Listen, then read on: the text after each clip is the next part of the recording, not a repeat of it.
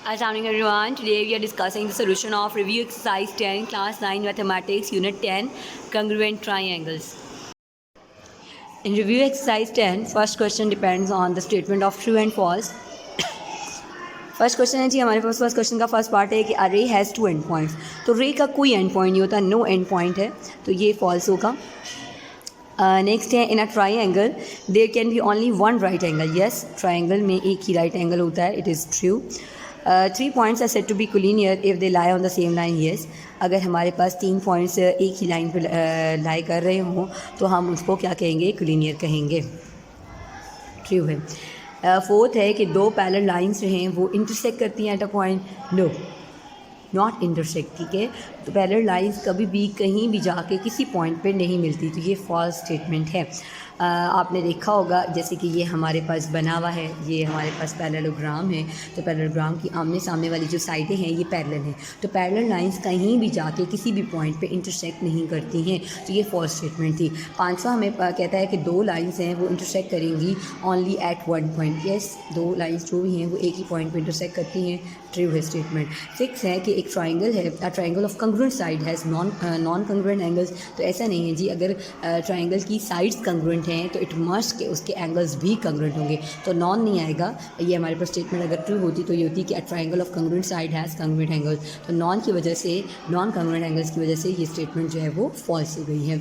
Move forward for the question number 2. Question number 2 में वो कहता है कि angle A B C triangle, अगर triangle A B C congruent हो ट्राइंगल एल एम एन के, तो आपने ये बताना है कि ये एंगल्स जो हैं वो क्या है, किसके कंग्रुएंट हैं. अच्छा, एक और पहली बात ये है कि ये जो ट्राइंगल है, अगर इसमें देखें ए बी सी में ट्राइंगल ए पे 90 है, तो यहाँ पे देखें एल पे 90 है, बी पे 30 है, तो इसका एम 30 है, तो इसको हमें सीधा करना पड़ेगा. ठीक है, और थोड़ा सेट करना पड़ेगा, रोटेट करना पड़ेगा, कह सकते हैं. रोटेट का लफ्ज़ जो है वो ज़्यादा बेहतर रहेगा. और सी जो है वो एंगल सी 60 है, एन 60 है, तो हमें थोड़ा सा इस वाली ट्राइंगल को हम अगर रोटेट करें, मैं यहीं पे इसको रोटेट कर देती हूँ ताकि आपको ईजी हो और एंगल्स जो है वो कैलकुलेट करने में आसानी हो.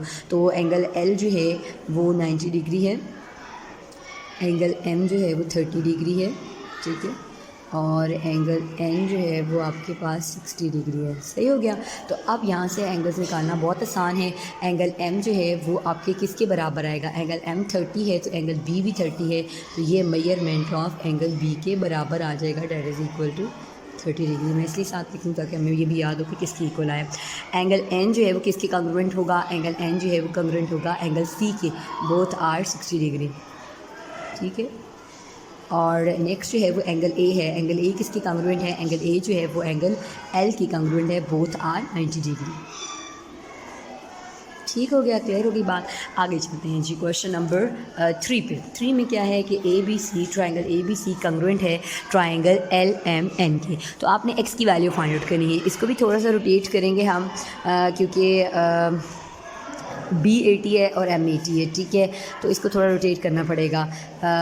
ए 40 है तो एल 40 है. ठीक है, तो इसको मैं इस वाली ट्राइंगल को थोड़ा रोटेट कर रही हूँ. ठीक है, एम एल जो है ना वो बेस में आएंगे, समथिंग लाइक दैट. और क्योंकि एंगल 90 डिग्री नहीं है तो ये इस तरह की कोई ट्राइंगल बनेगी. और बी 80 था तो इधर एम 80 है. ठीक है, और ए 40 था तो इधर एल 40 है, तो रिमेनिंग ये एन जो है वो यहाँ पे आ गया एक्स डिग्री. अब देखिए अब इन दोनों का कंपैरिजन अगर हम करें, बी और एम 80 हैं, ए और एल 40 हैं, तो रिमेनिंग कौन से 2 बच गए, एन और 60. तो इसका मतलब है हम ये इसके सोल्यूशन में लिखेंगे. सबसे पहले तो ट्राइंगल सीधी मतलब रोटेट करेंगे ना, उसके बाद हम ये लिख लेंगे कि angle N is equal to angle C. ठीक हो गया. एंगल एन क्या है, X degree, that is equal to 60 degree. तो एक्स की वैल्यू क्या आ गई, 60 आ गई. तो इस तरीके से हमारे पास एक्स अननोन की उसने कहा था ना एक्स की वैल्यू निकाले, तो यहाँ से एक्स की वैल्यू 60 निकल आई. तो इस तरीके से आपके क्वेश्चन नंबर 5 का सोल्यूशन भी कंप्लीट हो गया. ठीक है.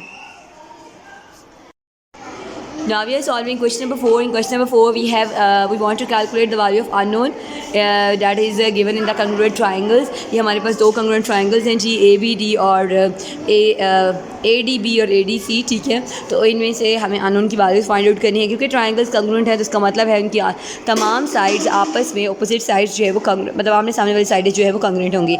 तो हमने कहा कि एंगल सी एंगल्स भी आपस में कंग्रुएंट होंगे और साइड भी। तो angle C is congruent to angle B, तो एंगल सी क्या है 5x + 5 that is equal to 55।